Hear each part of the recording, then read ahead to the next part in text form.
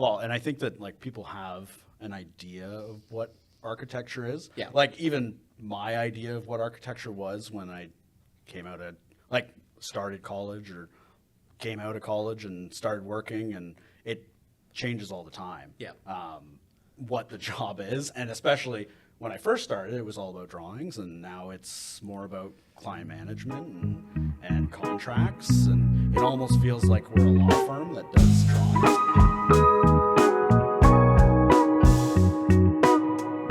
Hello and welcome back to the workshop presented by Aplin Martin. On today's episode, I'm joined by Ryan Foote, Operations Manager, and Zach Myers, Program Manager, as we discuss Aplin Martin's more creative side and everything in architecture. Combining for over 20 years within the industry, Ryan and Zach highlight important milestones from their past, how to keep a project on course, and common perceptions about their discipline. It was awesome to see these guys behind the screen, and I hope you all enjoy. Yeah, I grew up in Hamilton, Ontario. It's part of the Greater Toronto area, just a little bit down the street there. But when I was in school and stuff like that, I was always into Legos and SimCity and stuff like that. Yeah. So that kind of pulled me build into, it and destroy it. Yeah, build it and destroy it. Exactly. Yeah.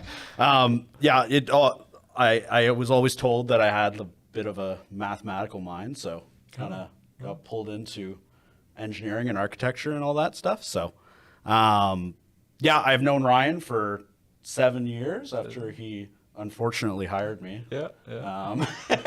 It's been that long. Hopefully he doesn't think this way, but yeah. No, not at all.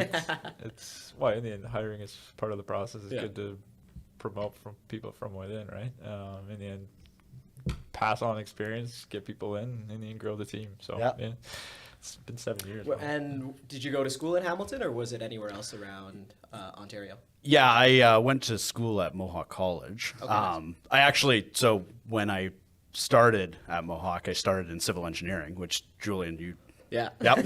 I started in civil engineering, and the streams for that split off into continuing civil engineering, going into architecture, and there were more girls in architecture, so I went. So I went that way. So the instincts took over. Yeah, okay. the instincts took over. In the future. Instincts took over, and I went to architecture, and then I'm a caveman. I followed. Yeah, exactly.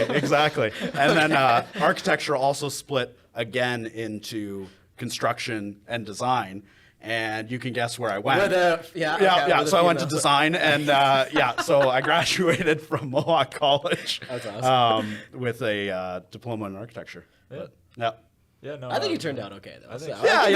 Well, and you know what? Choice had both of the future. I think that honestly, I tend to follow my instincts, and I think it was a good decision. Yeah. As much as civil engineering is cool and all, I really like architecture. You don't see their work; it's underground. Right? Exactly. We're the invisible guys in the background until people have problems. Yeah, exactly. Flooding.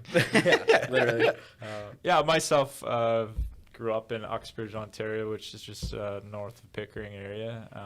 My family have always been in the construction somewhat industry. My dad was a custom home builder. Aunt was a civil, but also did architecture on the side. So it's been in our family for a while. In the end, I've played Lego, all that fun stuff, just building and destroying. Yeah. Just being part of something where you're building something, you see it go through the process, you're part of the process. Yeah. Not a lot of industries you have that tangible element that you're physically putting something together with You get to see the other end people, product, right? yeah. Exactly. So Part of it too. and there's what else can you compare it to in another industry? Not too much, right? So it's a unique industry that's wanted to be part of. So that's where I guess it developed. To I guess now branch op manager for Aplin for the architecture Oakville office now.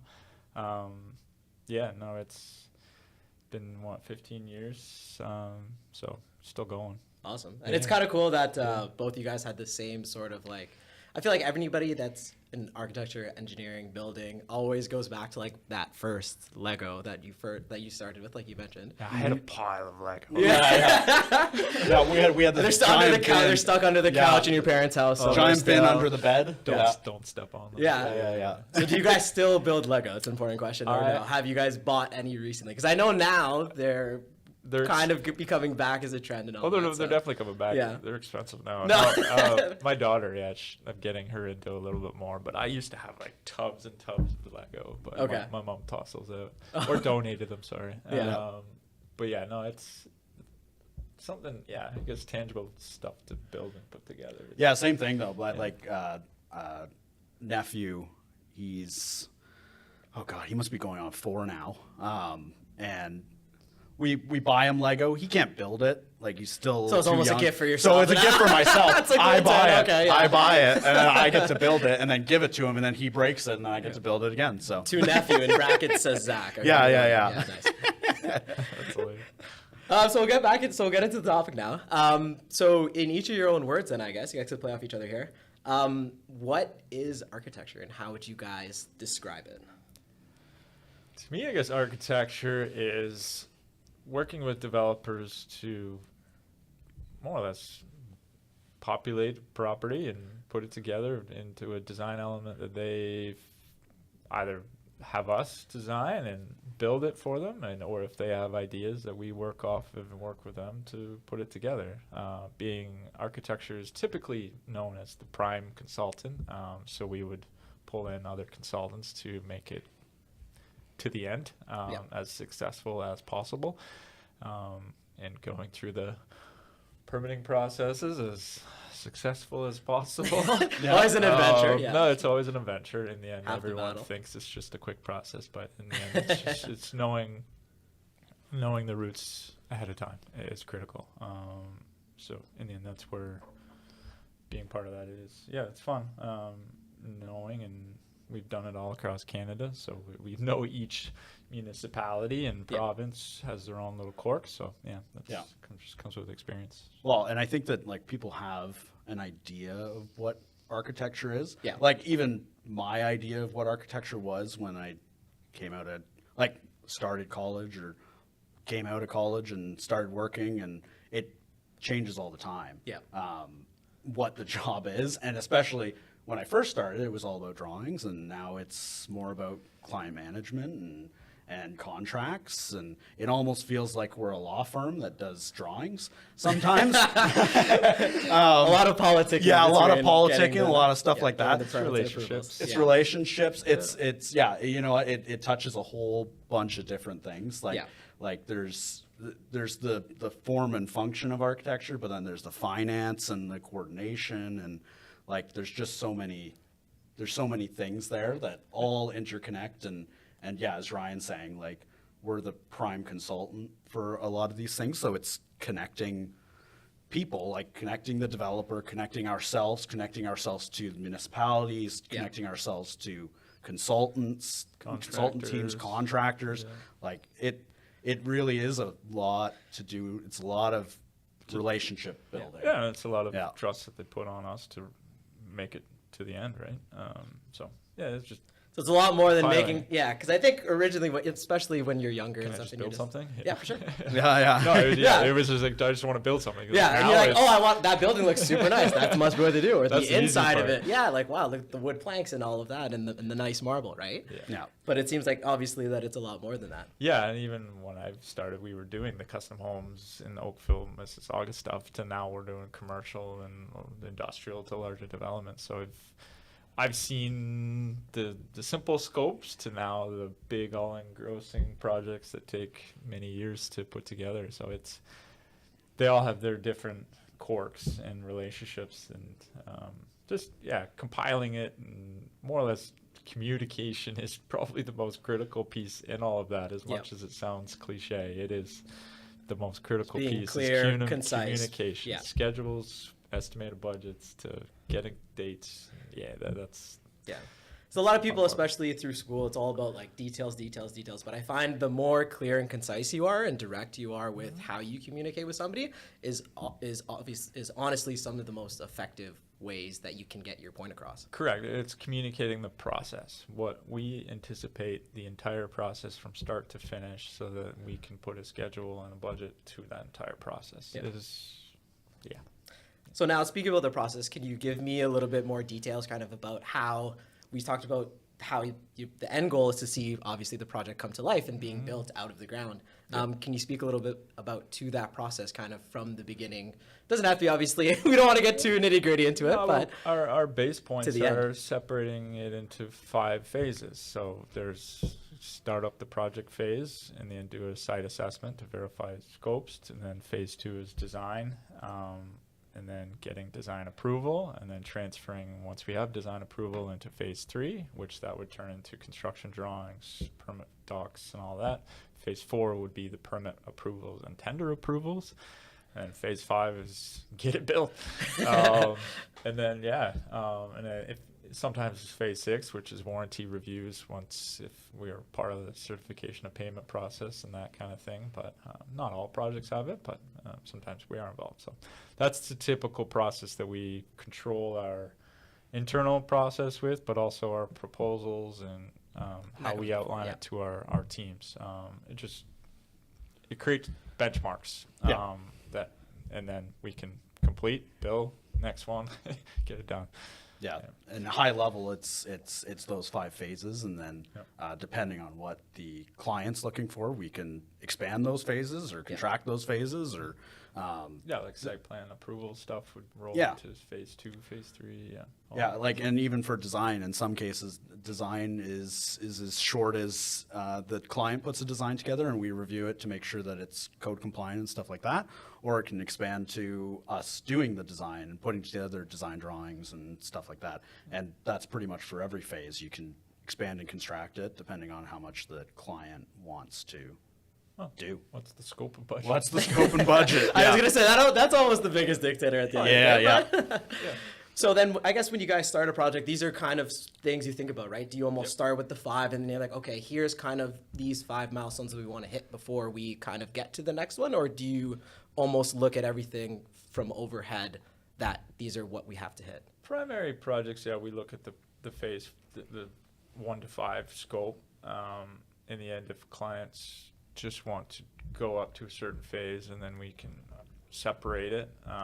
We also do that. So if they just want to go and just get site plan approval and hold for a while, then we'll only do 1 or 2 phases. The 1 to 5 phases are pretty, I guess 95% of our scopes and proposals we put together. There are some cases where we might just go up to phase 1, which is assessment of the space, and often that's for real estate. We'll go in there, we'll take a look, we'll see what concerns we have, and give them a report back, and they can background knowledge for them to make the decision. To make the decision if they want to keep going, right? Well, and then they'll do a pro forma to see what the cost is versus if it's profitable or not. For a lease agreement time. Awesome. So now I want to hear a little bit, building off of that and the processes, a little bit more into your day-to-day and your current roles and positions as to, is that all of you guys just doing those 5 phases? Because obviously there's a little bit more to being an architect and a lead and a manager than that, right? So. Yeah. No, there's the day-to-day. In the end, just a little peek behind the curtains, and we're Ryan and Zach. Myself and Zach, we're intertwined with specific consultants and overall all the consultants to make sure that we're hitting the targets and the dates, and in the end, our internal budgets to make sure that we're in the end making money. We're a for-profit company, but in the end, the biggest thing is taking care of clients and consultants that we're hitting the dates and the targets. So we are the hub of information. We control that and divulge it to all of the other consultants. So everything usually is nowadays is keeping up to speed on emails and keeping that process moving. If it's dealing with contractors on a day-to-day, on an hour-to-hour, I guess, to dealing with clients and schedules and new projects, getting proposals out. That's usually my day-to-day, and make sure the internal office is level and functioning adequately. Everybody's here. Head count. Yeah, we're still good. Well, that's primary, and we all show up, and we all know who's working from home or not, and that's the ongoing process. But in the end, it's just, are we hitting targets? Are we taking care of our clients? In the end, if we don't, then they're we want to get more work from them, right? So we got to take care of them. Yeah, and I started at Intersect as a junior, and worked my way up to like a project leader, program manager. So everybody has their roles and we all have our roles. There's when you start out drafting and all of everything related to the drawings, understanding building science, all that stuff. And as you work your way up towards coordinator or something like that, you're doing a lot more coordination between the consultants and maybe a little bit to do with the clients, but mostly it's coordination between the drawings and your consultants. You're almost building same thing as like civil engineering, right? It's almost building your base so you can kind of take that next step. Yep. And then as you work your way up to program lead or project manager, you're dealing a lot more with the scheduling and budgets and client side politicking and all that stuff. I was gonna say, seems like that's everybody's favorite. Yeah. It's building the relationship and maintaining that relationship is a critical piece that not everyone can be a PM. It's knowing how to work with everyone. Sometimes as much as you want to yell and scream, you can almost just have to smile and say yes. My understanding is, why are they asking for that? Let's sit in their seat and understand what they're looking for from us. Everybody has their incentives. Everyone. In the end, they're asking us for a reason. So step in their shoes, see what they're thinking, think ahead, support them in the end. That's a good way I like to think of it as well, because especially when you're working on like a multi-phase project or just any sort of like SPA, there's 4 to 5 disciplines at once that are putting their drawings together, overlaying everybody's drawings, right? And you have to think about it as one big team. It's not just one person that's like, oh, why is this person being so difficult? They need an extra 2 stairs. This cost me an extra 3 days. Well, no, there's a reason why they're asking for this. So let's see if we can work together to accommodate that and get it to work for not just us, but then in the end for the client, right? Exactly. Yeah. Well, and all of that, we're all working towards the same goal, right? We're all trying to work together to build this thing and make the client happy and just get it done. That's the biggest thing, is just keep moving. Often things can get tied up and you end up in a stall position, but the goal is to just keep things moving, keep information flowing, and keep everybody working away. Keep critical path. Critical path. Don't sway too much. I don't know how many times use that term. Ryan just comes out of his office and says, critical path, guys, critical path. What are we doing? Is that a daily occurrence, or is this a weekly occurrence, or how often is that? No, it's looking at the big picture. How do we get to the end? What is the easiest or smoothest path forward, and just getting it done. In the end, that's all the client wants to get done. The sooner they can get it done, the sooner they're making money, and or they can just get to the next step. So Okay, so moving on then. Bouncing off that, now that we kind of talked about the process and then what architecture is, coming out of school to where you guys are now, what is something that surprised you about either the field or your current position that you didn't expect? I was sold a bill of goods, and I didn't get it. You're like, this is not the job I actually wanted to do. I don't know what happened. Now I'm wearing a white shirt in an office. Yeah. What the hell? What's going on? I'd have to say, like, coming right out of school, in the end, you're only there for 3 years, and they can only teach you so much. And that's where I would say, if anyone, go into a co-op program and get an understanding of how operations is, and be open-minded with it.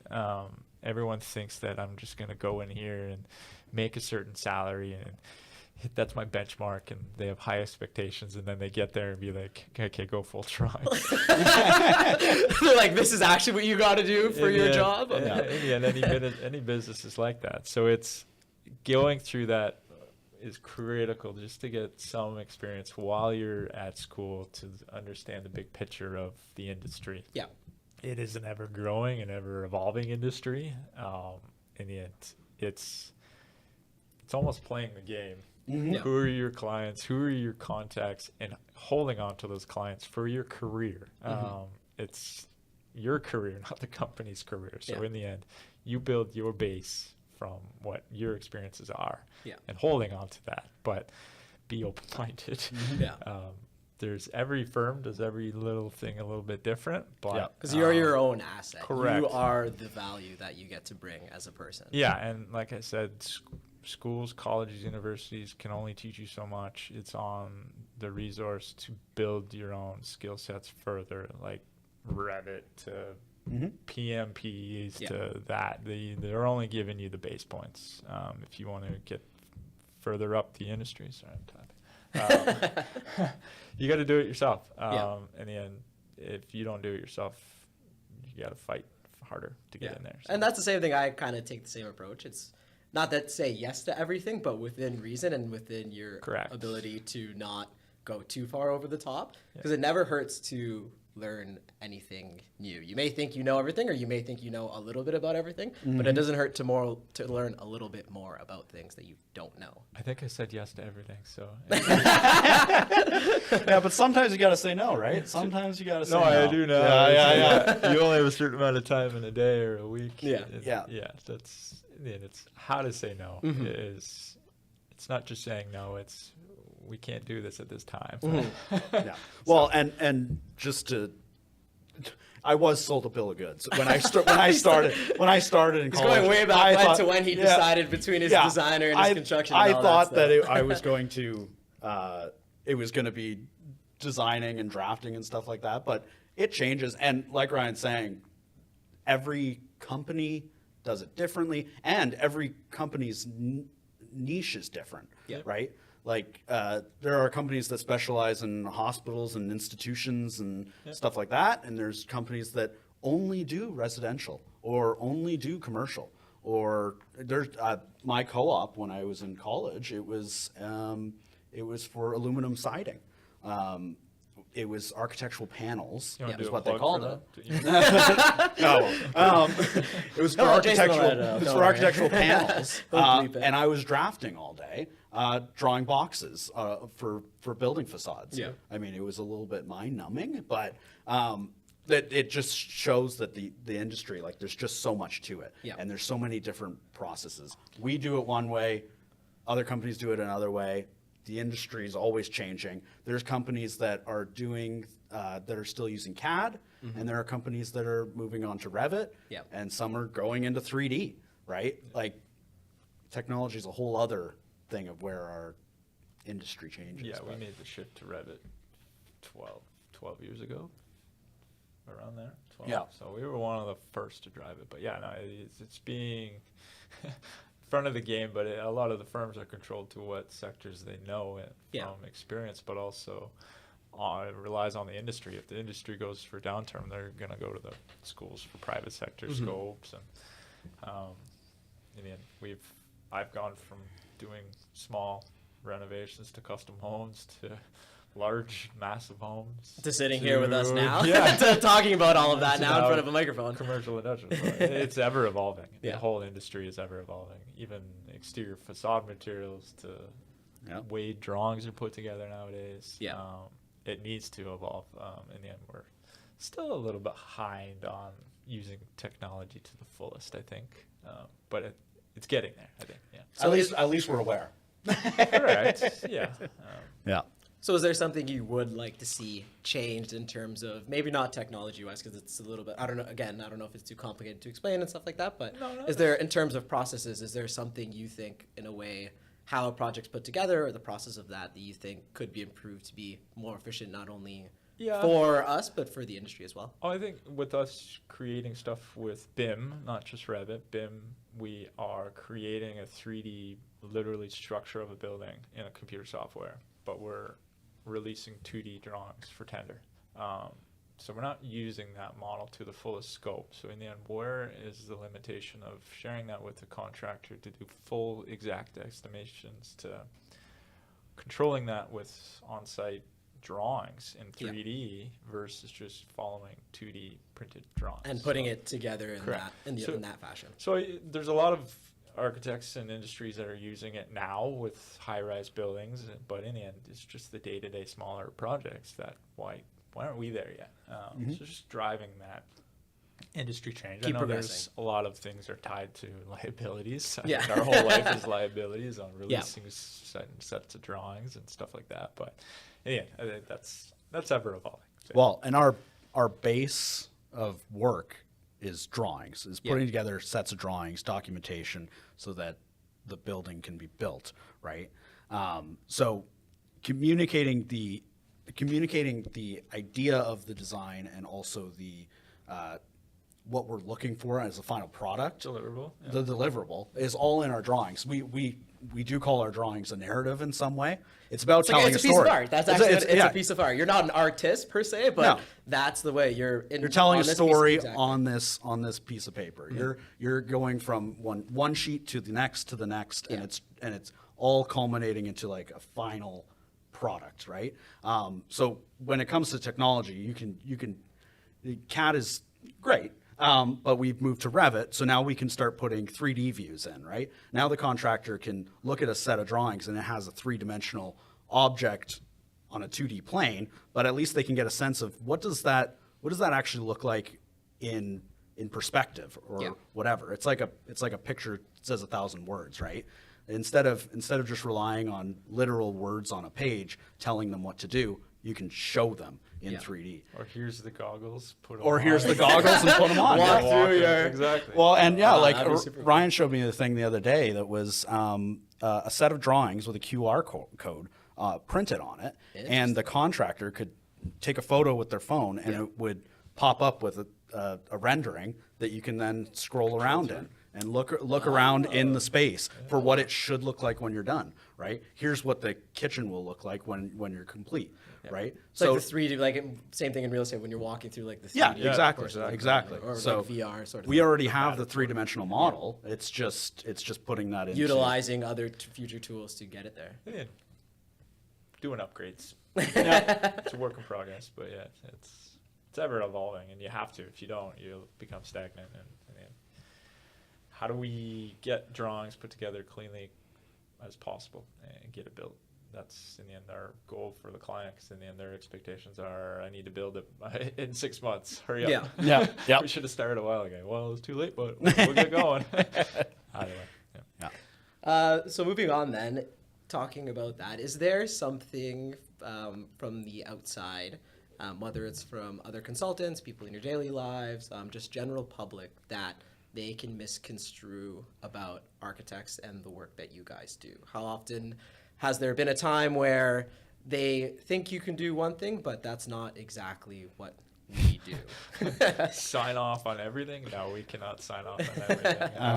No, not necessarily. I think in the industry, we're primarily viewed as the prime consultant, so they know that we're the prime consultant. Is there anything that they would, I guess, think? Well, in my personal life, I mean, when I tell people that I work for an architecture firm, they immediately go, "Oh, you're an architect." No, I'm not. I'm not an architect. I'm not an architect. Yeah, it's right. exactly. How allowed to call it. I'm not an architect, right? But I work for an architecture firm, and there's an architect above me who stamps all the drawings and stuff like that. It's like a lawyer. There's paralegals. Yeah. other people. And I don't know how many family members and people have said, "Oh, I'm looking to do an addition. Can you put together a set of drawings for me?" And Yeah, exactly. That's Say yes. yeah. Well, and they have dreams of adding basically an additional house on their house, and I say to them, well, I could, but do you understand how much that would cost you? And that's usually where they stop. Good point. Yeah, Yeah. Not everyone that knows the start and stop point of when to reach out to the architect, or they'll go to a contractor to get estimated pricing and stuff like that. Usually a contractor's involved From the beginning. From the beginning. Yeah. And yeah, I think that's where it's shifted over to a contractor because the architect will just go and get the contractor to get estimated pricing. But same thing, I guess. Yeah, or you're an architect. It's like, no, I'm not an architect. So close. But in the end, we have our limitations of our BCIN on what projects could be done, not as an architect, as part of the technologist scopes. But we don't do that in our office because those are too small. But if you have family members, They do it. They do it all the time. And there's misconceptions of what architecture is, and it's like what I said earlier is that I thought that architecture was one thing and it turned into another thing, right? Totally. You turn into a law firm that does drawings, and you have so many different hats that you put on when you're doing architecture. Like you're looking at financing, you're looking at the budget, scope, timelines, construction, like how something's put together. Like it's not just design. And I think, Julian, you said before we started this is that a lot of people think that misconstrue architecture and interior design. Yeah. Right? We don't necessarily. We could we can pick the pillows. You can pick the pillows and the candles and the sets and all that. And make it. But most of all, it's about construction. It's about getting a project completed. Yeah, it's harmonizing the drawings to build it in the end. Yeah, codes, building codes, big thing. Probably say the primary, but in the end, making sure that it's a code compliant building is huge. Not saying interior don't do that. But, they can't. The end goal. They can't sign off on certain levels of stuff. So So now talking about projects to completion, what kind of challenges, or what is some of the, maybe just narrow it down to one challenge each, that you guys find taking a project from start to finish that either A, is common, or B, you think you try to eliminate at the start before a project? You want to do scope creep? There's always scope creep in the end. Controlling it, communicating quickly with why. In the end, there's many reasons why. There's different types of scope creep. If it's on-site issues, if it's client changes, if it's consultants missed something primarily it's usually changes. Iterations. We create our drawings, but in the end, a budget can come in, it can be super high. So in the end, how do we reduce our cost down? Yeah, that's scope creep. In the end, we'll help them look at value engineering. So that's usually the unknown, but the known kind of side things. But in the end, they still have the drive to get it done on the same day. That's usually the challenge. We're still at the mercy of the weather, obviously. Winters have been milder lately, but in the end, we're still at the mercy of that portion of the industry. So it's hitting critical milestones to at least achieve certain levels of construction so that they don't have to incur costs, like winter heating on concrete, to all those different levels. The waiting and the delays. Correct, In the end, it's permits. They believe that we are the controller of the municipality to push to get the permits. We have no control over that process. All we know is the people that are involved, and they have a certain level of scope, but we can estimate how long it will take from previous experience. In the end, we can reach out to them on the day-to-day, but in the end, you're still at the mercy of their internal office schedule and resources. Completing their review. Correct. And so deciding and debating. Post-COVID, we know municipalities they went through didn't have enough resources. They weren't ready for the pulse to go right back on. And in the end, the industry was chugging along, but in the end, they weren't ready, or it's just working with them. So in the end, trying to get it done is the biggest thing.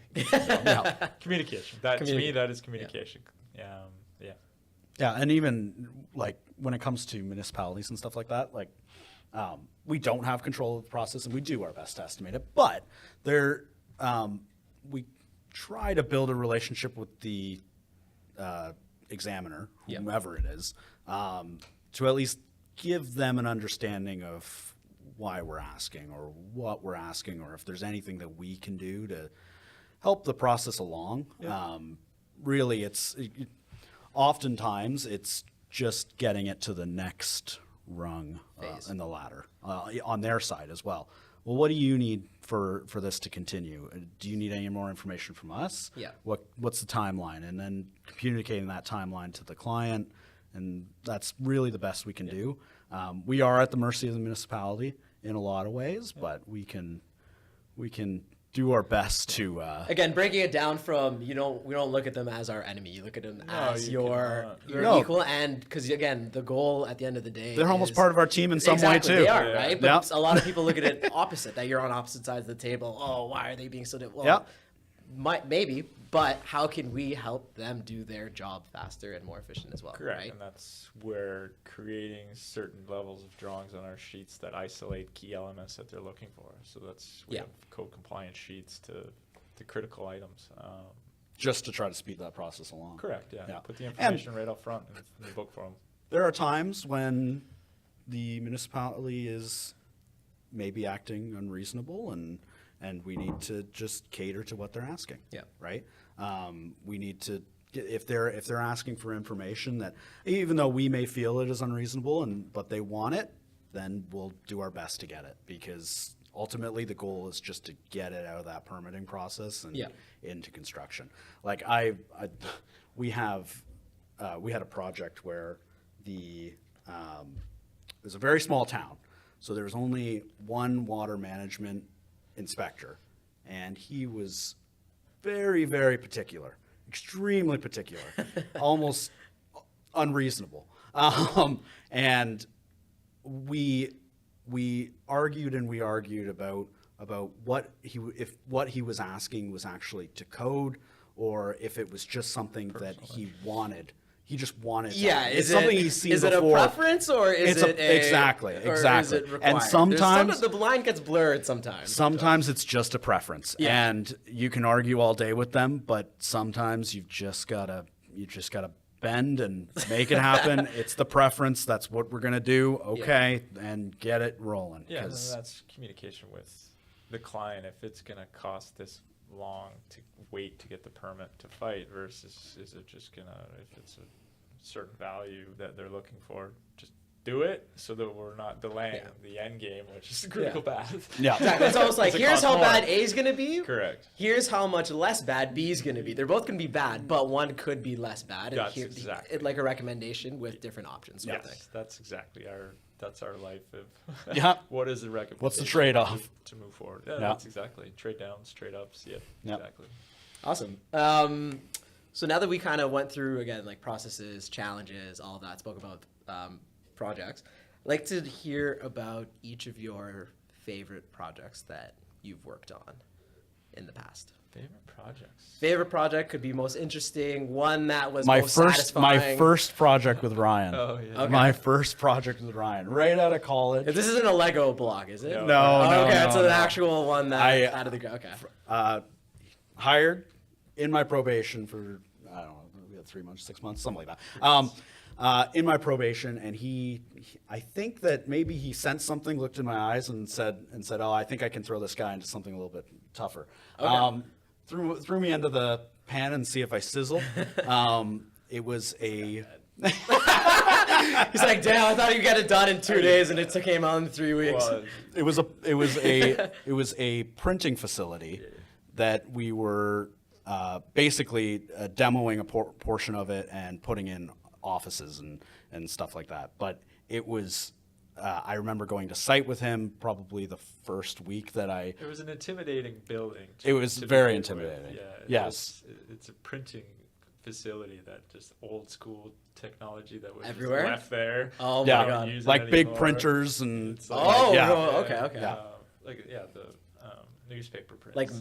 Almost like Mad Men. I think TV show. I think the Toronto Sun was printed out of them or something like that. Cool. So it was But it was more how to make this work for our client, right? To get an office for them, but add a loading bay and facilities for the trucks and for your first project, Yep. throw you into the deep end. Yeah. See what happens. Yeah. I did the set of drawing. I probably did. I don't even know how many iterations of drawings, but I remember getting my first set of markups, and it was just. I still have the set of markups. I still have them. Oh, okay, very yeah, cool. I That's kept awesome. them because they were. He basically took a paintbrush to them with how many markups he had. He didn't use a pen. He showed. Yeah. He All got the way a up he got and a down. roller. Yeah. But yeah, it was. And then the best thing is that they didn't even construct it. No. I think they put some porta packs out and called it a day. Pretty much. Yeah. They put up some temporary buildings, yeah. And then cost came in. They were like, why are we spending all this money and just want to just do this option? They're like, yeah, if that's what you want. So scope creep or scope change. So Yeah. Took care of them and got it done. So now we're on the site again doing whole other commercial buildings with the clients. So Yep. 8 years later. So It's funny how it comes still almost like developing. full circle. Oh, yeah. Things get paused and then it comes back, sort of thing. Yeah, I love doing custom homes. That was something that I kind of wish we could get back in, but in the end, there's only a certain. It's a different portion of things. It's like a niche. It is a field. niche. Very. It's, I don't know. Just dealing with homeowners and taking care of what they need is a different relationship versus say commercial where it's Institutional. yeah. Well, to a point, yeah. It's we know their end game just to get in and make money, but when you're a custom home, you're taking care of like a family. So that's I've done some unique custom homes in the Oakville, Mississauga area. Yeah. One working with Frank and Bedlam, which then turned into studio, and then Aplin purchased studio. Yep. But yeah, there's some cool projects where there was underground garages for cars. very but cool. then going down below after construction, just seeing all of The finished product and all of the goods gorgeous cars. and the goods. You're like, oh yeah, I want. I helped put that there. Yeah, it was. But there's different like levels of coordinating with structural engineer on those massive homes that aren't just your typical wood construction. Poured concrete elements that kind of wish we still did, but So it's almost like the very unique creative aspect Correct, of yeah. architecture kind of is what you. yeah, and even my co-op wasn't even with an architecture; it was with landscape design, and just dealing with Oakville high-end landscape designs helped me understand, and I would do cabana construction drawings, and that led into little additions, side homes, side additions for homes, and that's where Frank pulled me out from the landscape guy and took me on under his wing. So it was, I kind of miss those days in a way, but in the end, now it's dealing with clients. Zach, Yeah, wait. Zach dealing with him. He pointed at me. On the day-to-day. It's just cool to see how big the company has come, but also fruition to other companies. Being part of that, it's been 15, 16 years for me. So being part of that whole growth is quite cool. So we're probably sidetracked on your question. That's all right. No, all good. Because I was just going to transit to. I want to hear back and then one moment in your career where you felt like you've made it, like you're welcome to either architecture, welcome to adult, welcome to the consulting world. Was there at one point that you're like, wow, now I'm dealing with the big boys now, or big boys and girls at the table, and now I gotta like pull my pants up and Get it done? get it done? Was there at one point where you felt overwhelmed and that there was that transition? I think for me, the point of just getting to that next level is dealing with clients that you see their name across the Toronto area, even across Canada. So working with Cineplex was like, well, okay, now we're dealing with not only a sought-after Canadian company, but they own a fair bit of real estate. And then we were pumping stuff out for them pre-COVID. Obviously, they got hit like everyone else did. But, just taking care of that kind of element, that size of project was fun. Very good people that have built relationships with them. But then even to Longos. The Longos family I've met them personally, and they're very, very good people. But in the end, looking at what they're looking for and understanding their needs. So being part of that process, but being tangible with them and understanding who is involved here, and it is a family still. Was, I don't know, uplifting in a way that you don't. Not everyone gets to be part of that, and I think that was the point of next level. Yeah. Zach's still mulling over. Yeah. He's like, I've had so many times Ryan's actually absolutely crushed me. So let me think of which one exactly it was. Well, like 7 years from starting and becoming a program manager, there was a moment where things changed. Yeah. Where I was no longer drafting and I was more involved with clients and personalities and stuff like that. I think that really changed my perspective on, what my job was, and again, what the whole industry is, right? You think it's one thing and it's another thing, right? I would say that's probably the biggest shock I've had. Yeah. But it's more personal than it is related to our clients or anything like that. I mean, working with big brands and Longos or Cineplex, it is intimidating, and you have a sense of it's almost built-in respect, or they have a brand. Comes with the pedigree that they have a brand, and you want to respect it, right? Yeah, exactly. You want to do a good job for the brand that they have, and they have certain expectations, and we need to meet them and get it done. Yeah. So it's shocking and. Yeah. For you, I would get it into the big boy shoes was that was a quick process, but I think we saw that as you're ready for it, get in there. And in the end, it's relationships, how to deal with people. Not everyone knows how to look at the big picture and get to the next step. So and when I first started, I was very. When I went into meetings with Ryan, who would be running the meeting, I would have all of these details having to do with the project and stuff like that. I would come in with this big list of things, drawings and stuff like that. Maybe a little prepared. I was prepared, over prepared, and Ryan would because of the stack the size. Ryan would be running the meeting, and he knew which questions to ask. Right, where we're going, what's the big idea here. Right, I had all these details and stuff like that. I come in with these stacks of paper, right? But you're not going to need the contractor will need it, but he's just a piece of the pie. Yeah, you don't need it. What was the purpose of this meeting? What was the bigger objective here? Right, yeah, like it changes as you get experience. You start to understand the underlying conversations that are happening and looking at the big picture rather than the details or getting into the nitty gritty and stuff like that, right? So. In the end, for young up and coming, it's easy to get into the weeds, meaning of just overthinking certain elements. You can focus on one element, but you're not understanding the full picture. So sometimes just step away and ask questions. It's the biggest element in your career is ask questions with whomever in your office that has senior experience, and they should give you some good quality feedback. If they not, go to the next person. They try to find the person. They may not know. But ask questions. That's the most. You don't know. You don't know what you don't know until... I don't know everything. So if you don't know, you ask.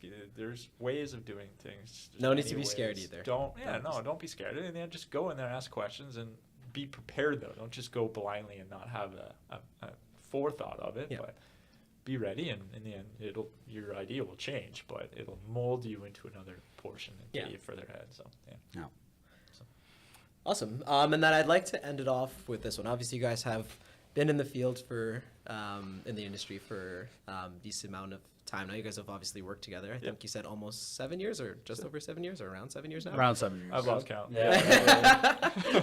So I want to know what makes you guys keep coming back to the consulting field, and what is that itch that makes you satisfied, makes you feel whole? I know Is it seeing something come out of the ground that you guys have said earlier, or is there a little bit more to that, or what makes you feel fulfilled at the end of the day?